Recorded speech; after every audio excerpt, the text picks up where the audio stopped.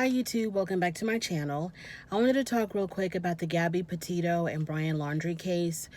So as everybody knows, this was a very well publicized case that started off as a missing persons case and ended up being a allegedly a murder case. Gabby Petito and her fiance Brian Laundrie had gone on a cross-country trip. I think they were social media influencers. They had Gabby had an Instagram account where she documented her travels. I think she had even quit her job to travel across the country and I guess be like a travel blogger. I'm assuming. They're from Florida. They ended up in Wyoming or Utah. When he returned back home to Florida, she was not with him.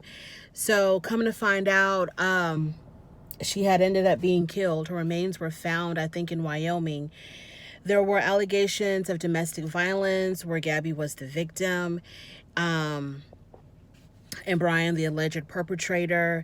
When he came back to Florida, he wouldn't discuss where Gabby was or what happened to Gabby.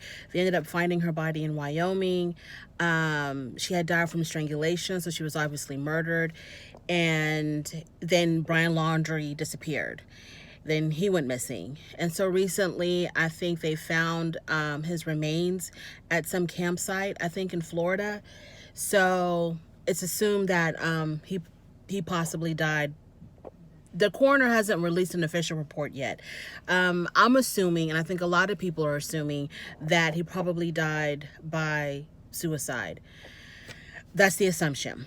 So if he did die by suicide, that's what I wanted to talk about, is what must it be like for the family of the murdered victim when the killer ends up killing themselves? And I can only assume that it just leaves this horrible, horrible black hole in your heart, in your soul, where it is probably even more difficult to ever find closure, if anyone can find closure after a loved one ends up murdered. It's even more difficult to ever find closure because the one that took your loved one's life, they're not there, number one, to face the consequences of what they did. Number two, to face justice for what they did, to be held accountable for what they did. And the family of the murdered victim probably just will forever have this question mark, I guess, this feeling of the lack of closure, unanswered questions. And I just can't imagine what it must be like for families of murdered victims where the murderer ends up killing themselves. A trial or a confession, and then subsequently some type of punishment. It's like, okay, this thing happened to us. We went through the process of seeking justice. Justice won, hopefully, and this person now is being punished. Even if the person ends up dying in prison, there's still that sense of justice was served. They didn't die in vain.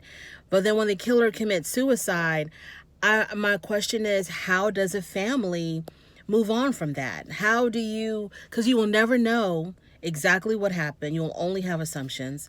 You will never know why it happened. But then again, not a lot of murderers will, reveal their motive. And at least when the wheels of justice are turning, you're having this hope that you'll get some questions answered. Even if at the end of it all, no questions are answered. But there's that hope that you will have some questions answered. And when the killer kills themselves, all hope is gone. You will never know why. You will never know. I just feel like the frustration and the anger would be even more. And you really, the family members, the loved ones of the murdered victim will have to search deep, deep, deep within their soul to find some type of peace, some type of some type of resolution of this horrible, horrible tragedy. So my heart goes out to Gabby Petito's family. My heart goes out to Brian Laundrie's family simply for the fact of them being caught up in this horrible nightmare. And they themselves have lost a loved one. Now, who knows what they think happened, what they believe actually happened to Gabby, or why Brian did what he did. If he ended up committing suicide, who knows? But they also have lost a loved one. And my heart goes out to all family members of murdered victims who died at the hands of another, and then the killer ended up killing themselves before they ever, saw the inside of a courtroom or the inside of a jail. It's just so tragic. It's so heartbreaking. And I also wonder, with the victims' family and loved and friends, the people that loved them, when a tragedy like this is so publicized, like, what must it be like every time you turn on the TV, every time you go on the internet, if you have notifications on your phone, to constantly relive the nightmare, every second of the day, being reminded, being forced to think about, to talk about your daughter, your sister, being murdered, dying. And you don't really have that chance to just grieve like the way that, private citizens can just, disappear and take the moment that they need, the time that they need to grieve a loved one's death. With them, it's all over the internet. It's all over the TV. You can be watching a show that's got nothing to do with crime, and then there'll be like a ticker on the bottom every time there's an update of, your daughter's murder, your sister's murder. I'm just like, I don't know. And of course, the media does what it does. It's a business for them.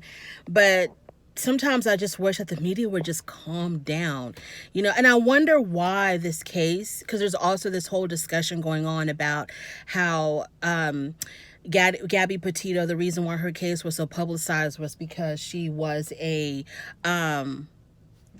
young, pretty Caucasian female. When you have other missing people,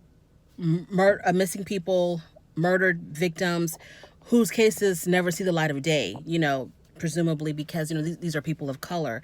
When they disappear, it doesn't get as much attention, which is the God honest truth. When a person of color disappears, they will never get a scintilla of the attention that a case gets when the victim is an attractive, blonde hair, blue eyed, or whatever victim. So there's also that whole discussion going on, and so the attention is necessary. The attention is needed when someone is missing, or when someone ends up being killed and they don't know exactly who the perpetrator is, or, what happened. But I also, at the same time, I think about the family, like, how do they deal with that your daughter's murder is being discussed all over the place. Your daughter's murder is being discussed in detail. Like, what do? You just shut everything off. You turn off your phone. You turn off your TV. That's what I would do. I couldn't deal with it. I couldn't deal with turning on the TV all the time and having to, relive this tragedy over and over and over and over again. So I just wanted to talk about the aspect of when someone is murdered and the murderer kills themselves before they face any kind of justice. How do the parents, the family members, the loved ones, how do they grieve? How do they find a way to move on? Because like I said, at least if the murderer was able to face justice, there's some hope of closure. You feel some sense of justice being done. But when the killer kills themselves before they are arrested, how do you feel about that? How do you go through that? How do you deal with that? It seems like it would just forever be this hole in your heart, just forever and ever, just the questions that will never be answered, just constantly wondering, why, what happened, and maybe even the feeling like the person who did this got away with it, possibly. These are the times when, if he did it, because we don't know, nothing has been confirmed. But if Brian Laundrie actually did this horrible crime and then took the coward's way out by killing himself, this is the time when you kind of hope that there really is a hell, because it's just sick. You take this family's beautiful child, and because you're going through, you have whatever demons living in you, you take her life,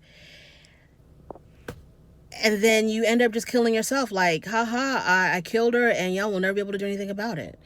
And it's like, why don't you, if y'all weren't getting along, if she was making you angry, if she wasn't the girl for you, why didn't you just leave? Why didn't you just leave?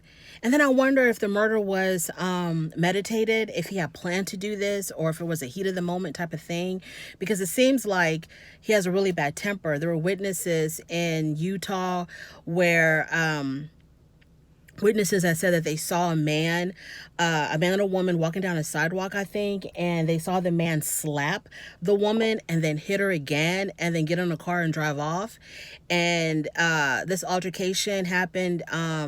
Evidently, this was Gabby and Brian, and I guess this is what led to the police stopping them, which led to that footage of the police officer talking to Gabby, asking her what happened. And that it's just so sad that footage of her talking to the police about what happened.